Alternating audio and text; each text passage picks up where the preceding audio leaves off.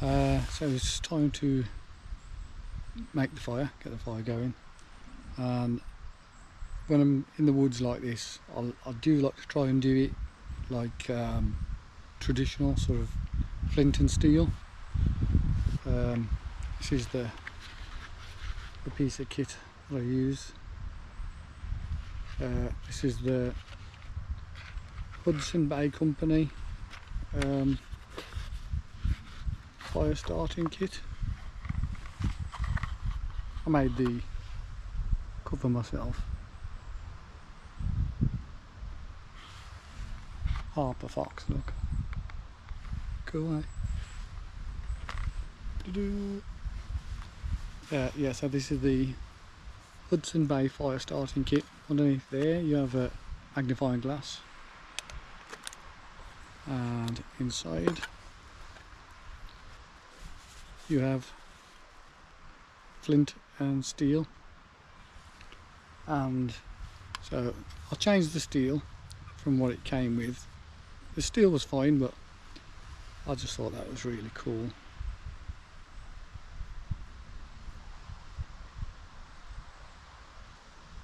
Yeah, really good, isn't it?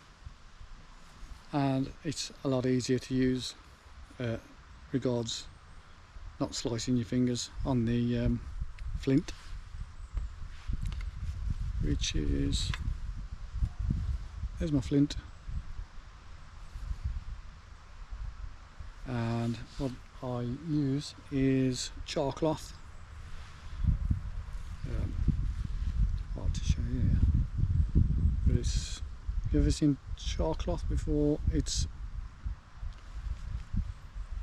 made out of cotton that is processed pretty much the same way as charcoal. It is exactly the same process. So this will just take a spark and hold the spark, which hopefully I'll try and show you. So what you do is, when you're going to make a fire, is you make a bird's nest, what they call a bird's nest. It's a bushcraft way of starting fire, and it's the smallest, most fibrous parts of anything you can find on the ground or hanging up that's dead and as dry as possible. Then you need to get yourself some tiny twigs, kind of that kind of size, which out for your fire, your bird's nest will catch. Then you put this, you spread this on, and then you work up to slightly bigger pencil thickness kind of wood, and then you obviously work up to bigger pieces, but you've got to get the fire going first.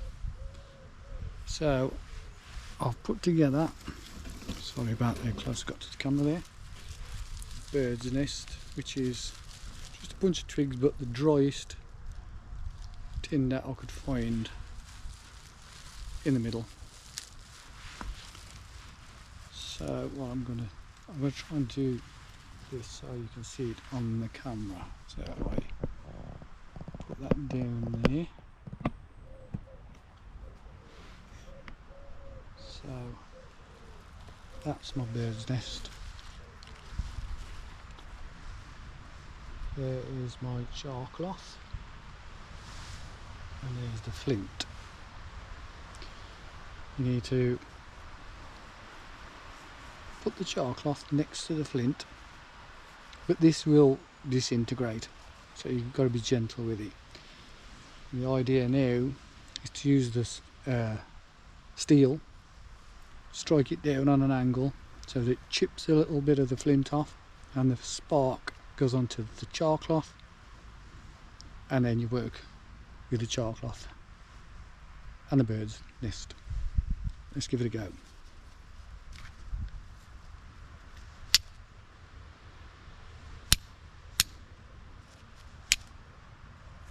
Let's try it that way, see if the spark will jump that way, maybe.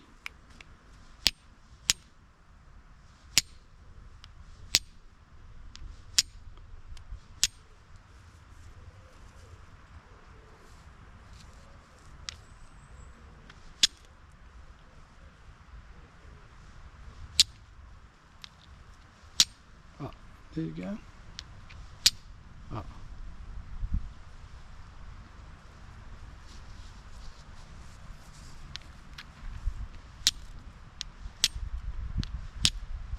Well,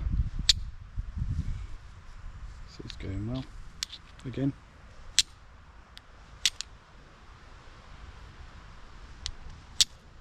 There you go.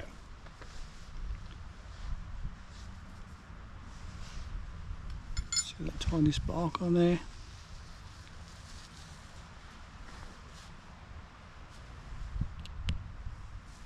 Oh, and he's lost it.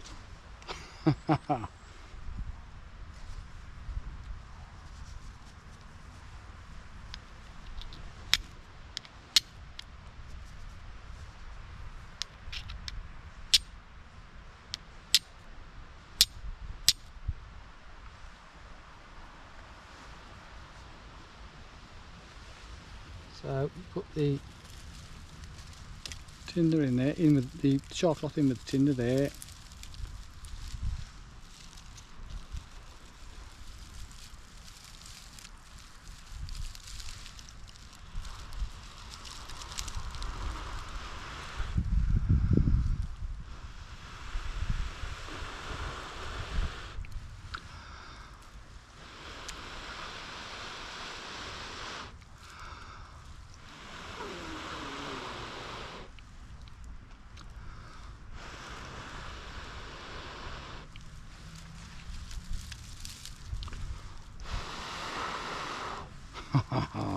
Never works for the camera, does it?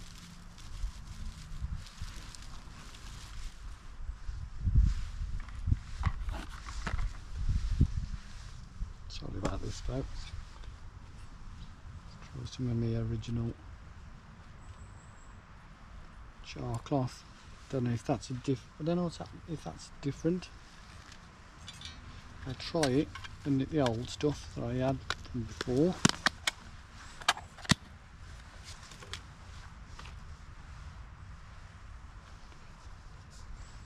If at first you don't succeed, try again. There you go. That's good stuff. Put that into the bird's nest. Ow.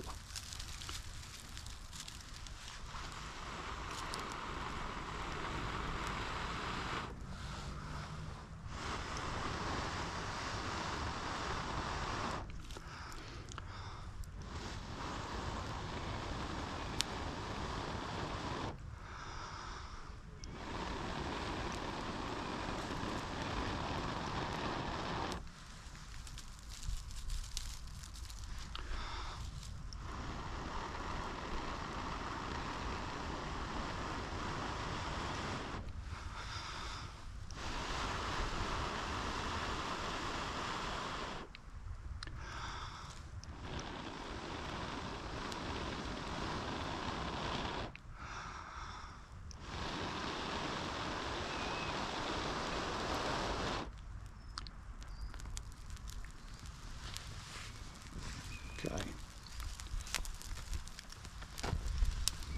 Right, so don't get too hasty with it. Give it oxygen.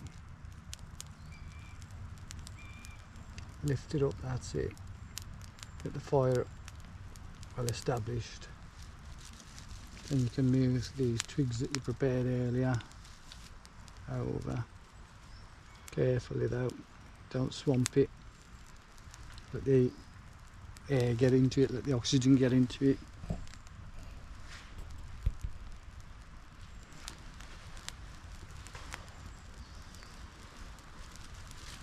And then once it's, yeah, that's getting established now.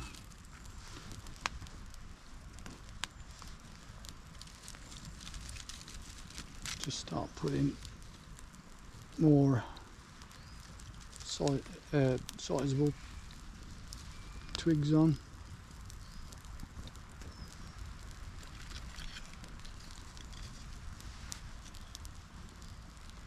Don't rush it though, just take your time, don't swamp it.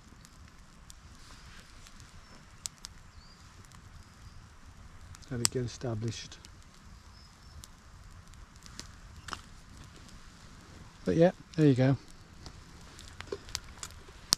The Hudson Bay fire starting kit. Just use you have to try different materials to make the char cloth. Obviously that char cloth that I've used, for whatever reason, doesn't seem to be very good. Oh, that one's holding a spark now. Maybe it's just the piece that I'd got.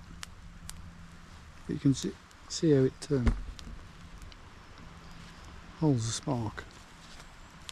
Just gives you that tie-in. No, not very good. I don't know why. Holding the spark, but it doesn't tear up enough. Put the kit back together. And then we can think about starting to get some tea on. Oh, there you go. Oh, there you go. Yeah. Starting a fire with the flint and steel. Thanks for watching.